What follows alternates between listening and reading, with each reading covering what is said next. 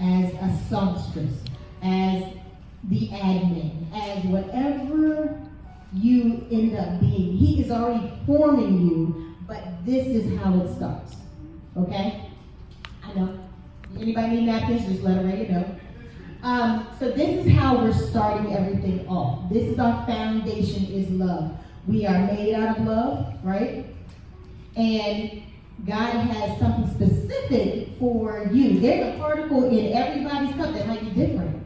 We are not all the same, and we have to remember that.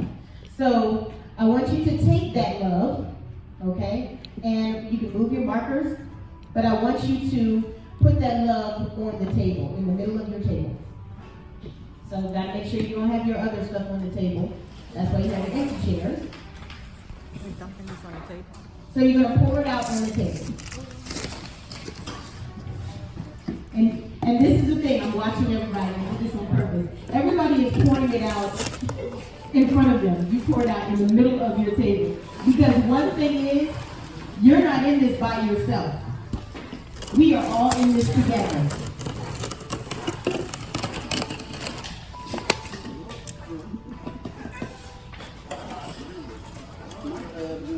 It's okay, your love overflows. Don't worry about it. Your love overflows. Okay, as you guys see how all of the sand is all broken up, right? It's all broken up to pieces. Now what I want you all to do together is mold it into one flat surface. You're going to get your nails done. This is what God is doing to you.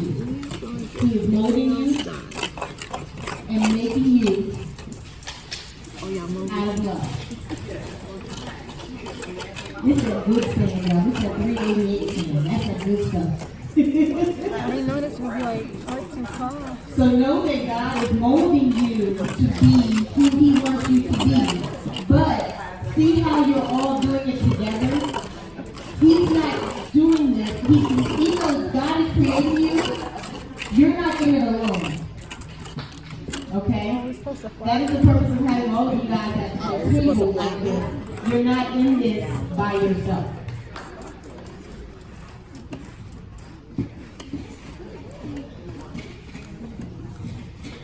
Now, I see I have two young ones here with me. Can you guys help assist me while we're doing this? You're the only two young ones here. You look around like, what y'all looking like? Can you help me? So, we're going to flatten this surface. Gotta make it pretty big. Flatten it out. There you go. Okay? Now, this right here is representation of a couple of things. Can everybody see it? Okay? So I have a couple words up here on the wall. You have faith, finance, education, relationship, growth, family, religion, and love. So this is a representation of all of that, right? You have pieces. Okay, you guys good? Oh, they did a real good job. Y'all give them a hand. They did really good. Thank you guys. Yeah, there's some napkins over there. There you go. So what happens as we get older is when we're first born, you have family coming in to the hospital, right? Oh, look at this baby, so perfect. Everything is so wonderful. But as you grow up, that love sometimes gets shaken. You might get smacked on the hand because you did something you weren't supposed to do. Or, I don't know, you just get into that sadness, that depression. Because even kids go through depression. It's not just us adults, okay? So what happens is, your heart then, back this upside down, your heart becomes broken. Does that make sense? So now your life is starting to make a shift. So everybody has a fork in their cup, and I want you to just kind of poke at your sand. Now you got to break your sand up. Does that represent the brokenness in life? Right? So as you get older, now you're in your 10, you're 15, you're 20. When you're 20, what do you go through? You go through school, you go through love loss, you go through education, that, oh man, I just couldn't figure out these problems and I failed this exam. Now your heart is really starting to get that knot. Has anybody ever felt that knot before? Have y'all felt that knot? And when you feel that knot, it's like, what can I do? One thing that I can say is I'm glad that my parents kept me in church. Because I don't know how many times when I was growing up, I literally, and I'm saying this, but I literally calmed my dad into giving me my birth certificate so I can go into the military to get away from Woodbridge. And there was a reason why, because I knew that my life had to start somewhere. Because at that time I had graduated out of high school and I had started school, but it really wasn't my thing. I really wasn't meshing, and I had 2 jobs and I wanted just to help mom and I didn't know what to do. So I went into the military. My love circle though was in turmoil. When I got to boot camp, I was going to be the best because my grandmother always said, whatever you do, you just be the best at doing it. And that's what my determination was. But inside, I was broken. I didn't just have to go through that. I had a child, didn't want to tell my parents. I was pregnant. That love that I had was lost. Because it seems like when you're at that age and you don't do things the right way, God's way, it's not going to work out. Some do, some don't. But it's not going to work out. So that brokenness that I was feeling had to be mended somehow. So I called myself, I'm going to go to church. And I'm going to praise the Lord. But I could not find the right church down in Hampton, Virginia. Just didn't work. So I would come home. But even when I came home to see the church, there were people within the church. Not the church, so don't get this wrong. There were people within the church that hurt my feelings from the time I stepped my foot in the door. The same place I grew up at, but it wasn't the church. It was the people. Because some people just don't know how to talk to you. And when you're at that young age and you come in with a baby, right? No man, no ring, they judge you right off the bat.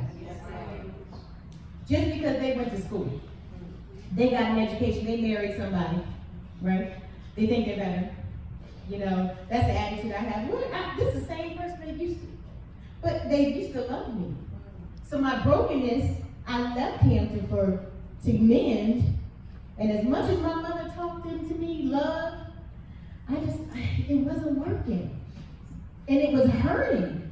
And I cried all the time. But everybody looked at me to be so strong all the time, no matter what. So they don't see my tears. And when it finally comes out and I just, oh my God, this didn't work, and this didn't work, and he went, and then we threw a shoe, and the cops pulled me over, and all these different things. Nobody sees that part of you sometimes because we mask it. Yes. Right? But it's this brokenness that has to mend somehow. So during the course of this seminar, you are going to hear 2 young ladies that speak on their brokenness and how they overcame it. Because there's only one way to really overcome any type of brokenness in your life. And everybody knows what that is. That's God's love. It's not even about somebody else's love. It's wonderful that we have friends and family that support us. But if you don't have God in your life, you here are representation to somebody else, to helping somebody else. And that is nothing but the truth. I was blessed the other day by Christine. She called me out of the blue, FaceTiming, out of the blue. Next, let me tell you something. You said something the other morning about, what was it about giving? It was about your going live and about how you asked, what would you do? Would you go above and beyond for somebody? Would you pay for somebody's groceries in the grocery store? Right. So there was an instance where somebody is, I think I was in line at Starbucks. If anybody watches my live, I don't care what I'm doing. I'm going to be live anyway. It's okay. And I'm in Starbucks, and the man at the counter said, okay, it's $5. He was like $5 for my coffee or whatever. And so on Sunday morning, got kids, so you know I gotta get my coffee in. And and I said, okay. He said, no, ma'am, the guy in front of you paid for it. I said, what? He paid for my coffee. Does he know me or something? It's like $5. I said, okay, cool. How much is the person behind me? Because it's nothing like paying it forward to somebody else. He just blessed my soul.